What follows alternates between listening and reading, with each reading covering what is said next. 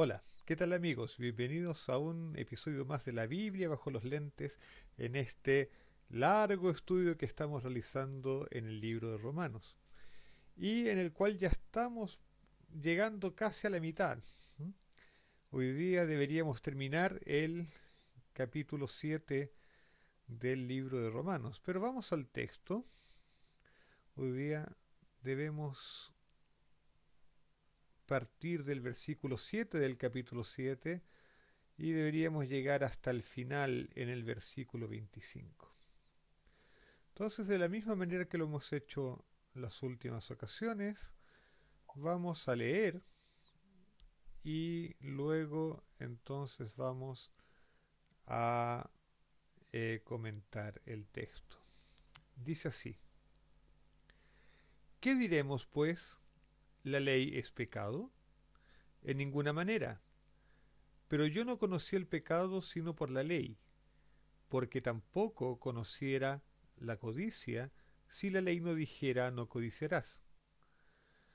Mas el pecado, tomando ocasión por el mandamiento, produjo en mí toda codicia, porque sin la ley el pecado está muerto. Y yo, sin la ley, vivía en un tiempo, pero venido al mandamiento, el pecado revivió y yo morí.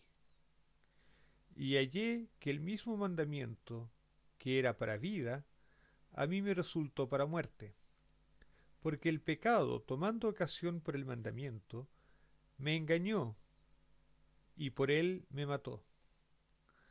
De manera que la ley a la verdad es santa, y el mandamiento santo, justo y bueno.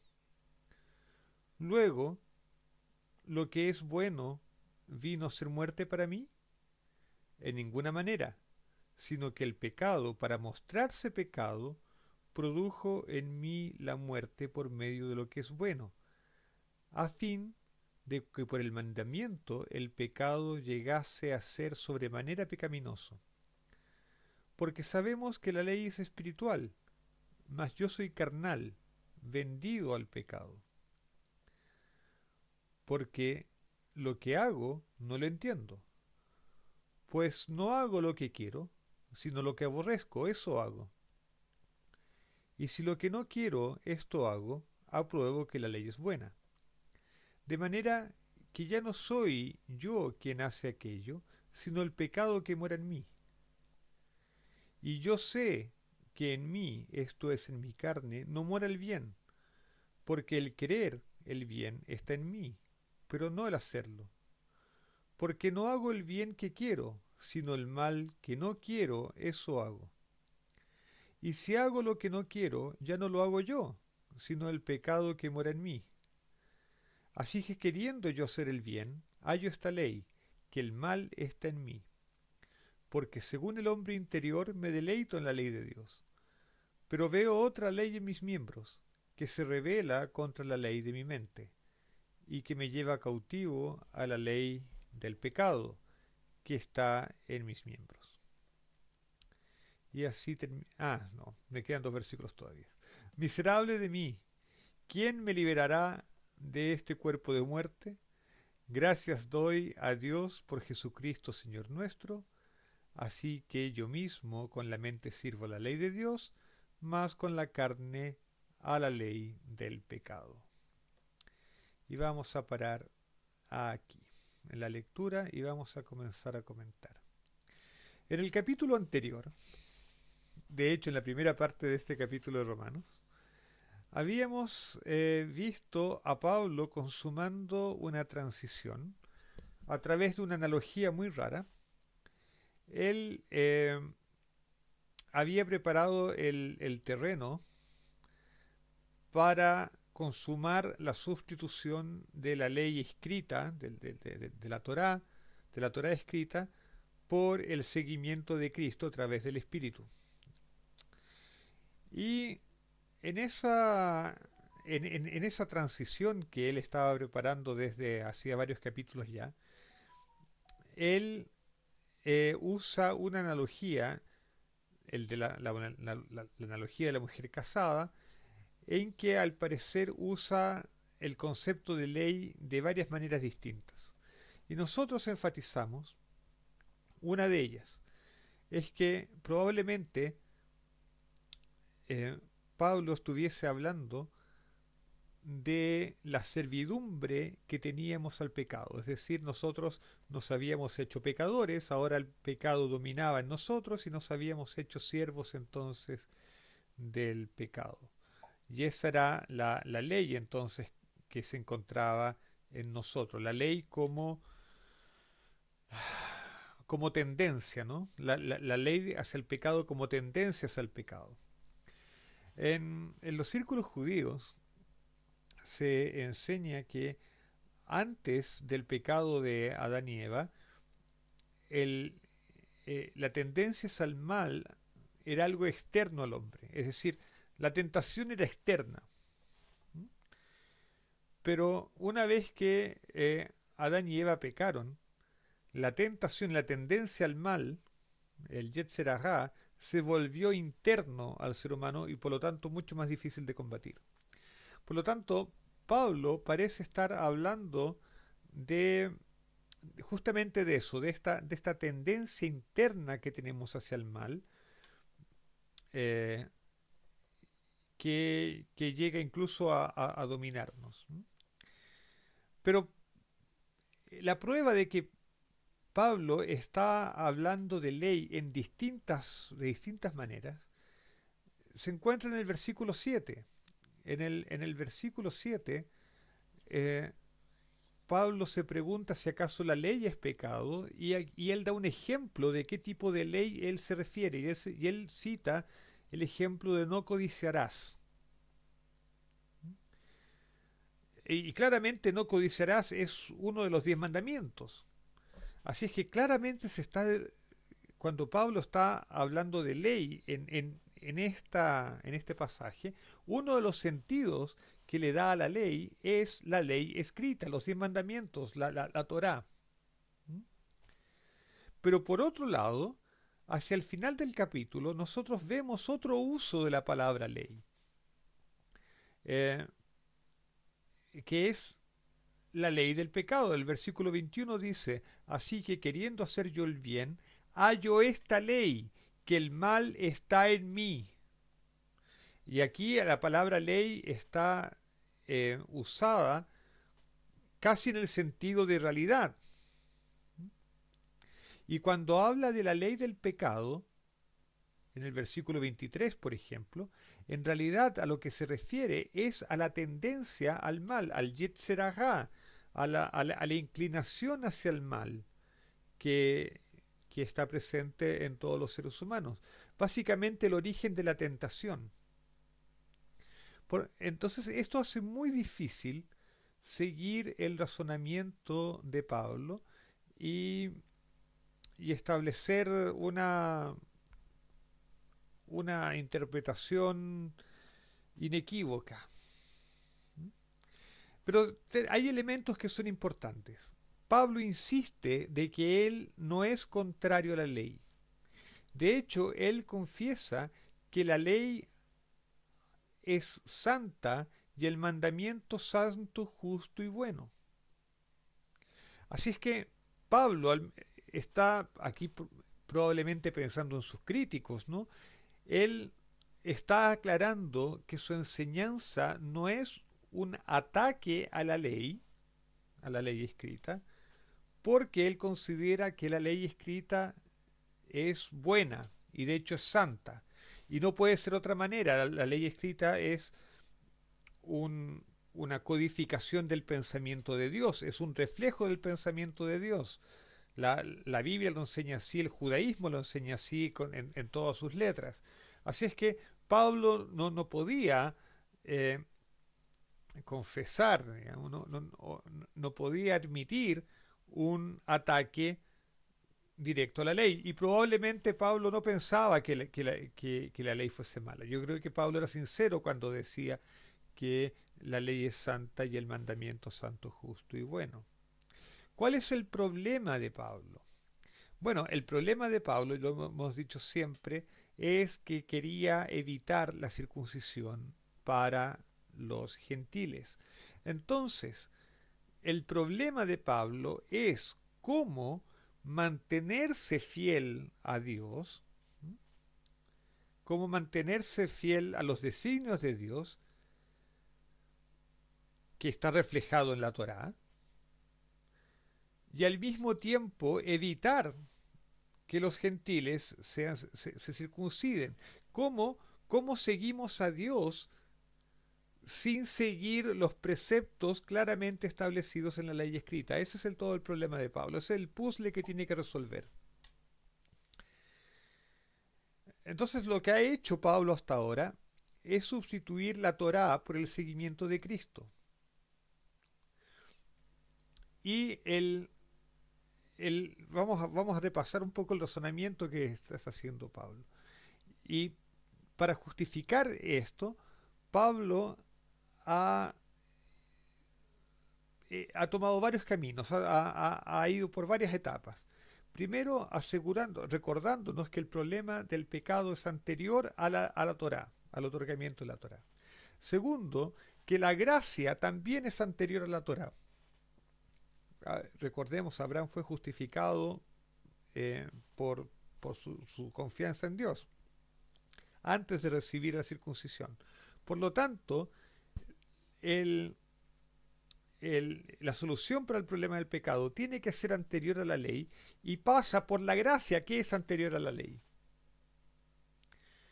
Por otro lado, Pablo nos ha recordado que nosotros en Adán hemos muerto, ¿m? Y hemos sido dominados por el pecado. A partir de Adán hemos sido dominados por el pecado. Y es por la resurrección de Cristo que tenemos acceso a una nueva vida. Por lo tanto, todo el problema del pecado para Pablo es originado y resuelto al margen de del dominio de la ley, fuera de los dominios de la ley. Y en alguna vez comentamos que incluso eso era cierto en el ejemplo de Moisés y el pueblo de Israel, ¿no es cierto? Cuando el pueblo de Israel cometió idolatría, eh, adorando el becerro de oro, y Moisés rompe las tablas de la ley, y una vez que rompe las tablas de la ley, busca perdón en Dios. Es decir, busca el perdón y la gracia fuera de los márgenes de la ley que él ha roto. En fin. Y ahora Pablo entonces discute la relación entre esta tendencia al mal que tenemos y esta ley que es pura, santa y buena. Y bueno, conversando con mi gran amigo Ricardo Saavedra, él me hizo ver un punto que es importantísimo aquí. Es que en esta condición de subyugación al pecado, la ley no solamente es inútil, sino que me resulta contraproducente, porque la ley ahora me condena porque yo justamente tengo esta tendencia interna al pecado, yo cedo al pecado, yo soy sirviente al pecado, ¿m? Y por lo tanto ahora la ley que debía ser santa y debía ser justa y buena, y de hecho lo es, pero lo que debía ser bueno para mí me resulta ahora perjudicial. Y esa es exactamente la razón por la que Moisés rompió las tablas de la ley cuando vio que el pueblo había pecado y buscó el perdón de Dios fuera de los márgenes de la ley. Y eso es lo mismo que está tratando de hacer Pablo. Y Pablo va a argumentar esto de varias maneras. Primero va a decir que el mandamiento me va a resultar, digamos, en un estímulo para el pecado en el siguiente sentido. Es el ejemplo que dimos en el video pasado. Yo les digo, no piensen en banana. Y ustedes, sin duda, están pensando en una banana. Yo también, de hecho. Eh, y eso es natural cuando nos dicen que no hagamos algo, nuestra tendencia es hacerlo. Así es que cuando la ley me dice no codiciarás, mi propia psicología me llama o me lleva a codiciar o me provoca incluso curiosidad por la codicia. Así es que la ley, en el razonamiento de Pablo, estoy tratando de representar y tratando de entender el razonamiento de Pablo, no quiere decir que yo concuerde plenamente con él, pero Pablo lo que está pensando es que la ley, al prohibirme, realmente estimula el pecado. Y dejo de resolverlo, ahora la ley se vuelve contra mí, porque bueno, soy pecador y la ley me condena.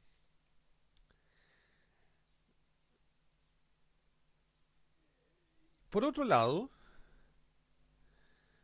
eh, entonces todo esto, todo este razonamiento, lo que está haciendo es en realidad fortalecer el argumento de Pablo de que es necesario buscar una solución al pecado fuera de los márgenes de la ley, porque la ley no me va a ayudar. Primero porque la ley fue dada después del pecado y no, por lo tanto, no resuelve un problema que fue anterior.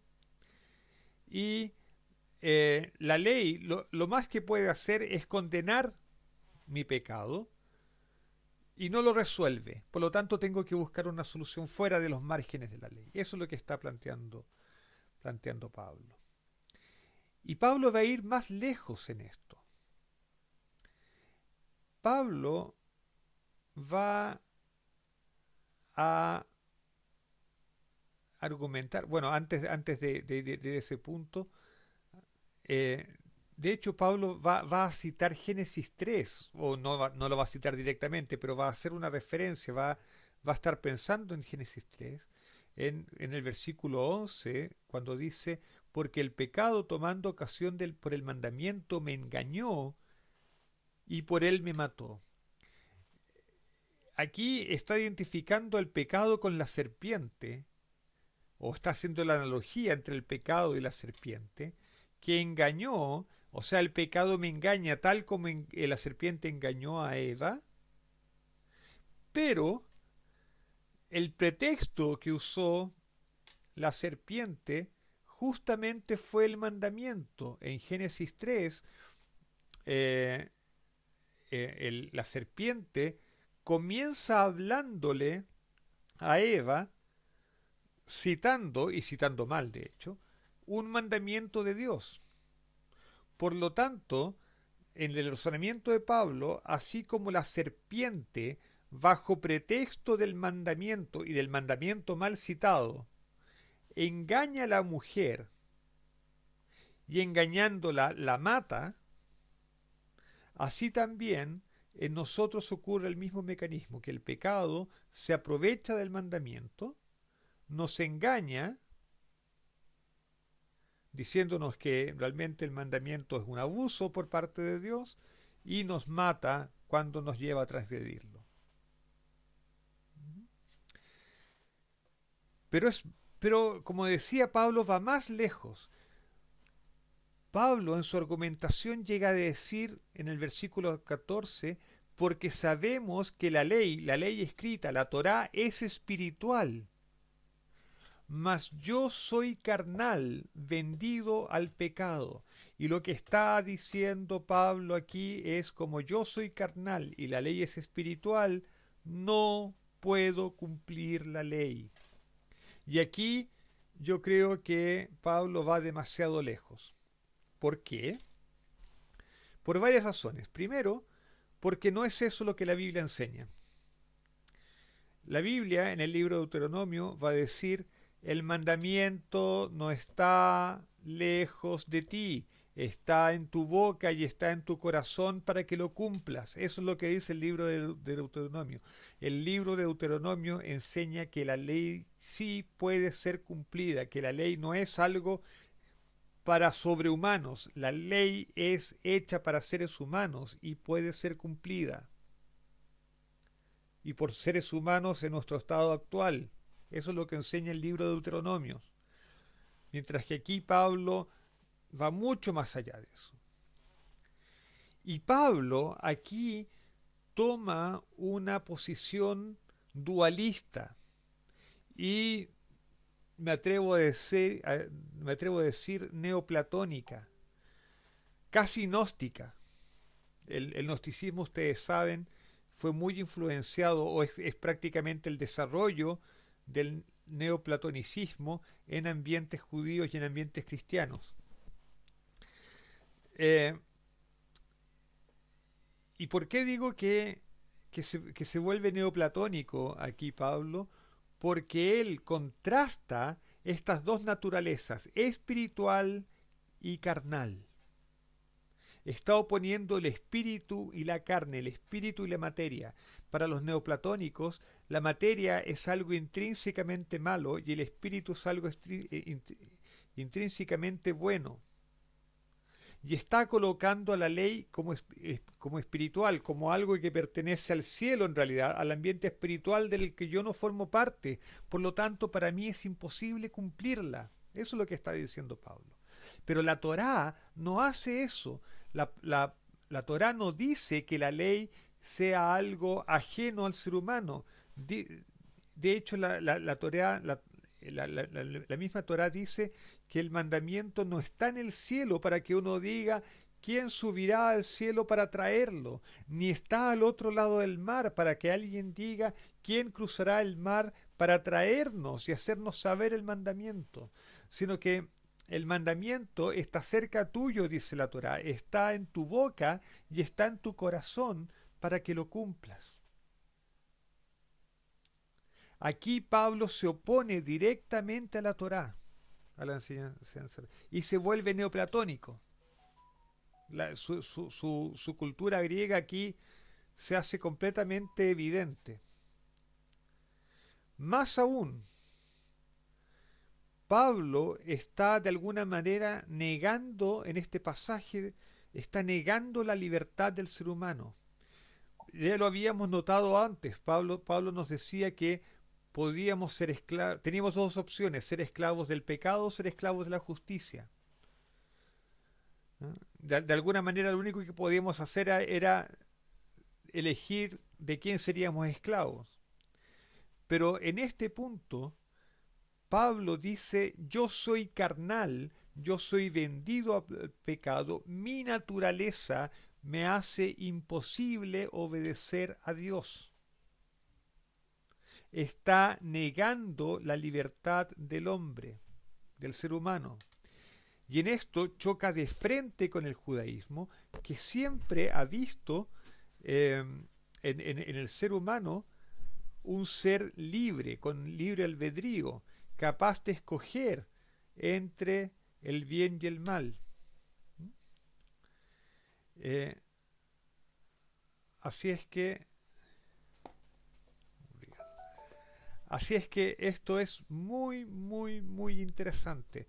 Pablo eh, está yendo completamente en contra de lo que enseña tanto la Torá como el judaísmo, incluso de su época. En el judaísmo, claro, se reconoce que en el ser humano conviven dos tendencias. La tendencia al mal, el Yetzer Hara, y la tendencia al bien, a las cosas espirituales, el Yetzer Tov. Y lo que uno tiene que hacer, lo que el ser humano tiene que hacer, es en cada momento escoger entre uno y otro. Tal vez la única justificación que pueda tener Pablo en su razonamiento es lo que dice la Torá en relación a la generación del diluvio, que su inclinación era siempre hacia el mal. También Moisés va a decir acerca del futuro del pueblo de Israel que él sabe que son un pueblo duro de cerviz y que van a escoger el mal. Pero ahí está todo el punto. Todo el punto es que Moisés reconoce que el pueblo va a escoger de cierta manera. No que el pueblo no pueda hacer otra cosa sino hacer el mal.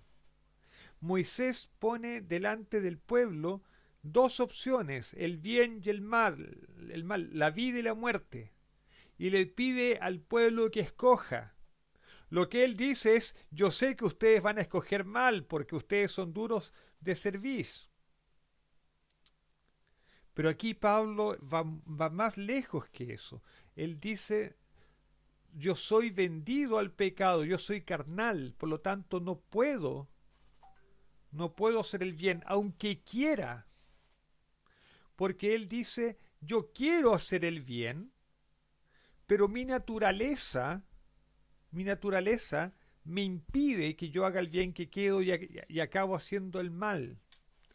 Y lo que yo temo es que Pablo, con esta actitud, esté minimizando la responsabilidad moral del ser humano. Porque, de hecho, él dice, fíjense lo que dice, por ejemplo, el versículo 19, porque no hago el bien que quiero, sino el mal que no quiero, eso hago. Y versículo 20, y si hago lo que no quiero, ya no lo hago yo, sino el pecado que mora en mí. Pero uno dice, esto, entonces Pablo está enfermo, necesita un psiquiatra, necesita un psiquiatra con urgencia. Esto se parece al viejo juego que hacíamos en el colegio cuando le pegábamos a alguien y esa persona reclamaba y le decía, ¿por qué me pegaste? Y uno le decía, no, yo no fui, fue mi mano. Como si mi mano no estuviese bajo mi control. Lo que Pablo, en su afán de justificar la sustitución de la ley escrita por el seguimiento de Cristo, llega al punto de hacer al ser humano, pero dicho de otra manera, llega al punto de casi eximirlo de responsabilidad moral porque el hombre, el ser humano no está haciendo lo que quiere, sino lo que su naturaleza interna lo obliga a hacer. Y en ese sentido somos esclavos. Ahora bien, Pablo va a argumentar de que Jesús nos libera de de esa, de esa condición de esclavitud hacia el pecado. Y así va a terminar el capítulo diciendo, gracias doy a Dios por Jesucristo, Señor nuestro. Así que yo mismo con la mente sirvo la ley de Dios, mas con la carne la ley del pecado. Así es que este capítulo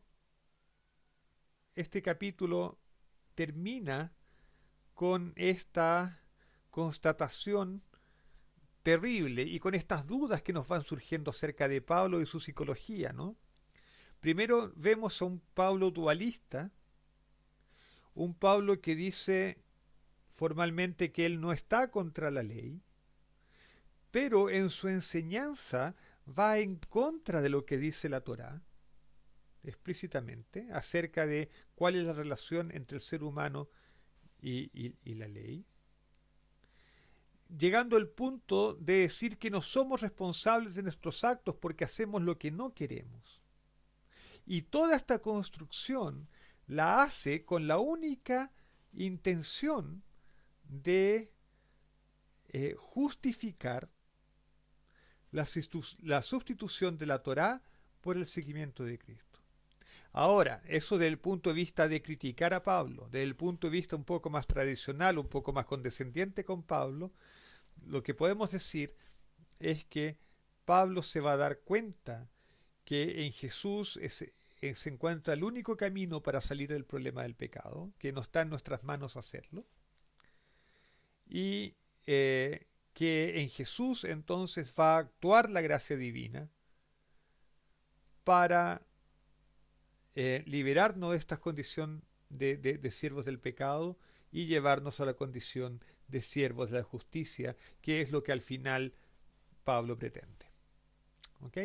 Así es que, pero ya este video se está haciendo muy largo, así es que lo único que me queda es desearles que tengan una linda reflexión acerca de este capítulo de Romanos y que tengan todos un feliz sábado, Shabbat Shalom. Chao, chao.